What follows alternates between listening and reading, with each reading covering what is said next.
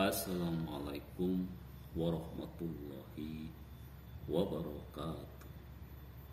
Alhamdulillah, Alhamdulillah kita panjatkan puji dan syukur kita kepada Allah Subhanahu wa Ta'ala yang sampai pada hari ini masih memberikan banyak nikmat kepada kita semua. Nikmat iman, nikmat Islam, nikmat sehat, dan nikmat waktu luang.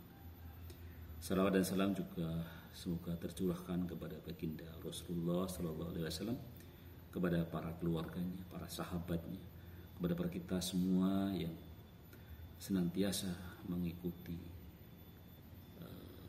contoh-contohnya, yang mudah-mudahan kita diberikan kekuatan untuk istiqomah, ya, menjalankan sunnah-sunnahnya. Amin amin ya rabbal alamin. Saudara-saudaraku, masih melanjutkan pembahasan kita tentang perilaku tidur, kesehatan, dan Islam. Saudara-saudaraku, banyak di antara kita yang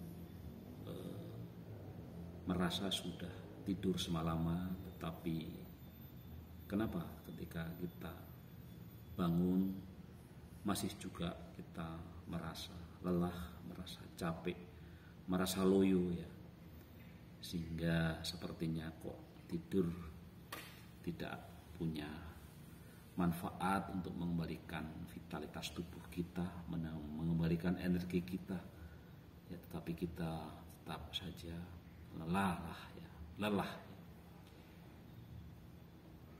Secara teknis, ya, kita mungkin sudah tidur cukup lama, atau bahkan kita sudah mencoba tidur lebih awal dan frustasi karena masih saja merasa lelah setelah kita bangun dari tidur.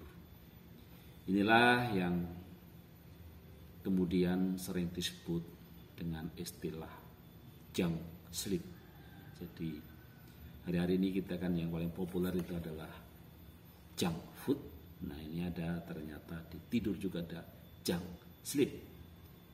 Apa itu junk sleep? Ya, junk sleep di mana tidur tidak cukup lama atau cukup berkualitas untuk menyehatkan otak dan tubuh. Misalnya kamu mungkin tidur selama 8 jam penuh tapi tidak nyenyak atau terus terjaga sepanjang malam. Banyak dari kita bangun tidur dengan perasaan lelah, dan ini adalah hal yang wajar. Menurut seorang psikolog klinis berlisensi dan spesialis insomnia, Christine Casey, banyak orang bangun tidur dan merasa seperti tidak tidur. Ya, mereka bangun dengan perasaan tidak tenang, dengan pening, ya, kepala pening, atau bahkan juga mudah tersinggung. Jenis tidur yang seperti ini tidak membantu memulihkan fungsi tubuh dan menyebabkan kesulitan untuk fokus melakukan sesuatu, ya. Efek jangka panjangnya tentu adalah mudah sakit, mengalami nyeri kronis, masalah pencernaan atau kardiovaskuler, dan juga merasa sangat lelah. Selain itu, mungkin ada perubahan dalam pola makan, seperti makan lebih banyak dari biasanya. Orang-orang yang paling mungkin mengalami junk sleep ini adalah mereka yang mungkin tidak memprioritaskan tidur, seperti tidak peduli pada jam tidur dan bangun di waktu yang sama setiap hari. Hari-hari ini saya kira banyak orang yang tidak punya jadwal tidur yang jelas, ya.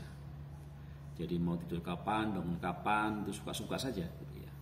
Padahal di awal-awal kita sudah sampaikan ada waktu-waktu yang baik, ada waktu-waktu yang dianjurkan, ada waktu-waktu yang tidak dianjurkan, ada waktu-waktu terlarang, banyak, ya, baik dari tinjauan dari sisi syariat Islam, dari sisi sunnah-sunnah Rasulullah SAW, juga dari pendapat-pendapat ahli di bidang kesehatan, khususnya di bidang pertiduran ini, ya. Jadi hari-hari ini banyak orang yang begitu kurang peduli terhadap hal ini, ya. Jadi tidur itu ya sekenanya saja, gitu, ya, tidak serius, gitu, ya. Nah, apa sebabnya penyebab dari junk sleep ini, ya? junk sleep ini apa sebabnya sih gitu ya. Di tulisan yang saya baca ini hanya ada 2 sebab sebenarnya ya. Yang pertama adalah dari faktor lingkungan, yang kedua dari faktor perilaku. Dari faktor lingkungan, berbagai suara bisa membuat seseorang tidak bisa tidur nyenyak sepanjang malam, seperti suara anak yang terbangun, hewan peliharaan, lalu lintas, dengkuran pasangan atau teman sekamar yang menonton TV. Faktor lainnya adalah udara terlalu dingin atau panas, tidur di kasur yang tidak nyaman, dan juga sakit fisik dan terlalu banyak cahaya. Saat seseorang cemas atau depresi, maka mereka juga sering mengalami kesulitan tidur. Hal ini disebabkan oleh sejumlah faktor, termasuk rendahnya harga diri, rasa bersalah, kemarahan, atau rasa putus asa secara umum. Jadi itulah faktor-faktor dari lingkungan ya. Dari sisi faktor perilaku yang menyebabkan junk sleep ini adalah variabel ini lebih dalam kendali, seperti melihat ponsel atau menonton film hingga larut malam. Hal ini menyebabkan kesulitan tidur atau tetap tidur tapi tidak nyenyak. Cahaya biru terang yang dipancarkan dari layar LED pada perangkat elektronik adalah pengganggu tidur yang membodohi otak dengan berpikir bahwa saat itu masih siang hari, sehingga kamu tidak akan merasa mengantuk. Kita tidak merasa mengantuk. Selain itu, zat seperti alkohol juga bukan ide bagus karena bisa menurunkan kualitas tidur.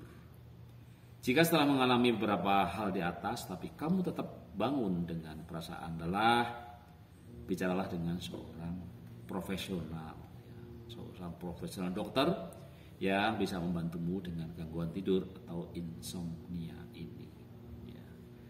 Jadi peristiwa ini tentu saja hari ini banyak ya. Jadi kita dihadangkan tidak hanya pada junk food, tapi juga junk sleep.